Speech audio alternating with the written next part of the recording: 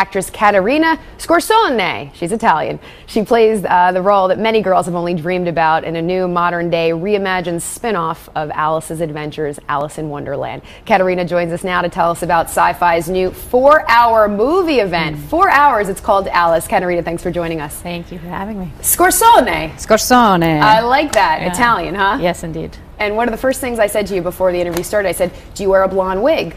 I do not. You do not. So no. that's one of the changes we're going to see in this spin-off. Yeah, that's kind of the most visually obvious, right, from the beginning of the movie is Alice is brunette. Yeah, that's a big deal. Yeah. Sort of, changing the, what we grew up with, yeah, you might kind say. of indicates that this is a totally different spin on things. Yeah. So that aside from the hair color, how so? How is it different? The whole movie is really different.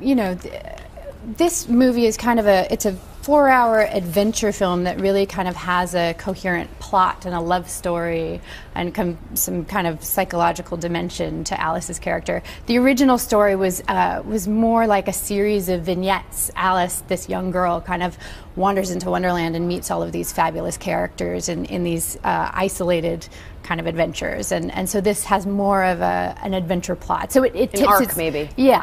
It tips its hat to kind of all of the characters and themes that Lewis Carroll immortalized, but it's a very different story. It's a 4-hour movie event. Yeah. Wowza. Tell us about some of the shooting involved. How long did it take to shoot a 4-hour movie? We did it at breakneck speed. I think we shot the entire thing in 44 days. So it was, yeah.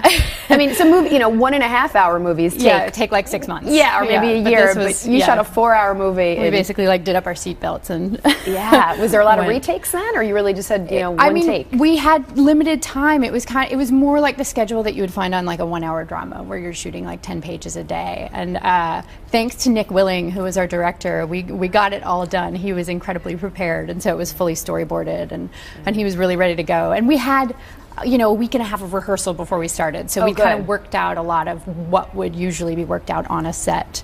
And so yeah, we somehow managed it.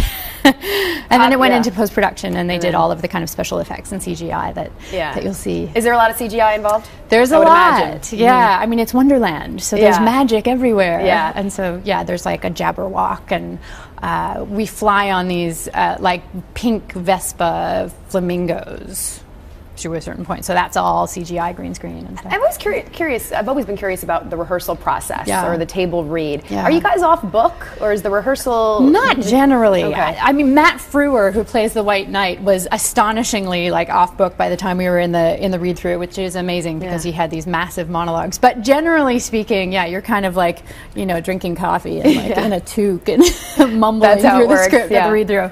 But then in this process, we had a week to kind of really take the script apart and get into some of the kind of deeper themes that Nick had woven into it, and some of the kind of psychological themes that he kind of put in there. We should say Kathy Bates is a part of the cast. Yes. Oh, one of my favorites. Tell us, what was it like working with her? Well, she was playing the Queen of Hearts, which was perfect casting. It was amazing working with her. I mean, she's an icon and a personal hero of mine, and she had this gravitas to her, coming into the character that made the Queen of Hearts, larger than life. And so it was kind of. So what would you say if you took one thing away from working with her? What would it be?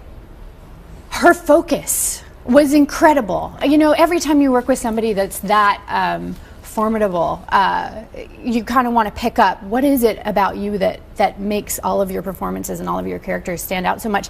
Her focus on the set was so 100%. It was really kind of inspiring. Sorry, what did you say? Her focus was so. Sorry, it's not focusing now. Just kidding. No, I got it. No, it sounds. I mean, working with a living legend, really. Yeah. So she has all of the talent and all of the tools and everything, but that doesn't mean that she's going to wing it. Like she really kind of. Yeah. And is it true that your character looks for love in this version? That's exciting. That's different. In the initial version, she's a child, and so the romance aspect isn't kind of one of the big themes. But in this one, she's in her 20s, and she's got some romantic scars, and that she's working out on some daddy issues, and so daddy issues. Oh, God. Even Alice in Wonderland has daddy issues. Especially Alice in Wonderland. Okay. And so a lot of kind of the journey that she's on has to do with her romantic metaphor. Yeah. And would would you say, in terms of preparation, were you a big fan of this growing up, or was this a whole genre that you really had to start researching, you know, from A to Z? The genre of the film I loved. I was super into sci-fi fantasy. I loved like Labyrinth and Princess Bride and all of those movies.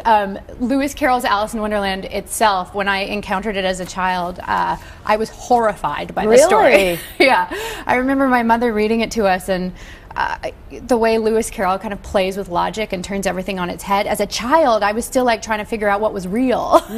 And so encountering it all messed with was terrible and like really disturbing. But then, you know, coming to it as an adult, it's a whole different experience. It's a thrill. Kind of enjoy it. Yeah. Leslie, I want to ask you about Tim Burton, because I know he has another version coming out pretty soon. What do you think it is about this story that's so appealing?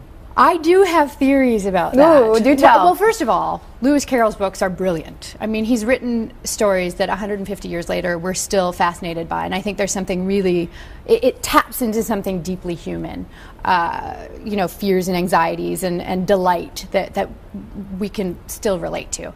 But in terms of why right now Alice in Wonderland is popping up. It's buzzy. I mean, my theory is that, you know, post 9/11, the world changed dramatically in so many ways, you know, economically and politically, and everything kind of went like this. And so there is this kind of sense that we're all kind of wandering around wide-eyed in this, you know, magically transformed world and wondering which way is up. And so I think that kind of wonder and illogic and trying to figure out what's going on is topical. Taps right into now. that, and I agree with you. I think it's a story like Lewis Carroll's books. They just transcend time and gender and race. And fantasy, sci-fi tends to, you know, will continue forever. do Well, that. thank you. It's been such a pleasure chatting with you, and good luck with the movie. 4 Thank you very hours. much. That's awesome. All right.